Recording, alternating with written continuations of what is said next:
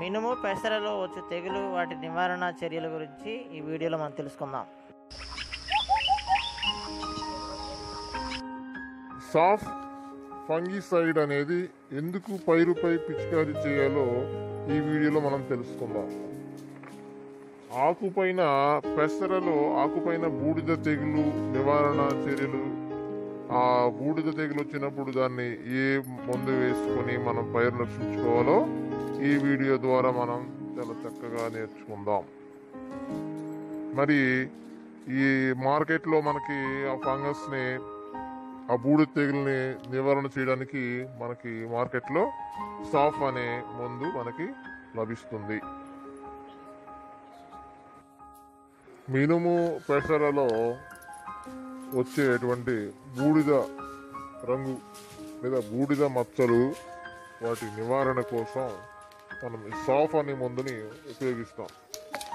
ఈ అపరాల్లోనే కాకుండా మామిడి మొక్కల ఆకులపై, మామిడి తోటలో ఆకుల పైన కూడా బూడిద రంగు మచ్చలు ఏర్పడతాయి. ఈ బూడిద రంగు మచ్చలు వచ్చి ఆ తర్వాత మామిడికాయకి బంగులాగా ఫంగస్ లాగా ఏర్పడుతుంది. అలా ఏర్పడి కాయ దిగుబడి తగ్గిపోతుంది. దాన్ని మనం నివారణ చేసుకోవడానికి ఏం చేస్తామంటే సాఫ్ని ఉపయోగిస్తాం.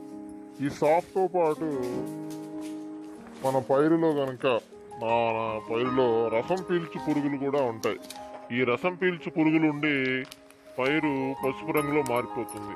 ఇలా మారిపోయి వైరస్ తెగులుగా కూడా వ్యాప్తి చెందే అవకాశం ఉంది.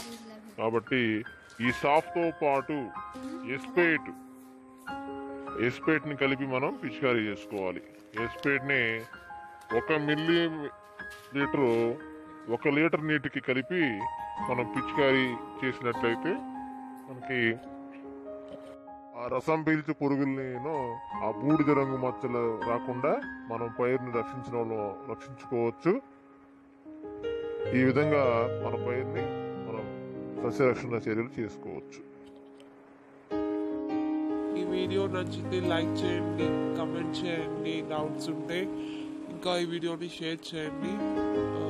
And thank you for watching. Thank you so much. Thank you very much.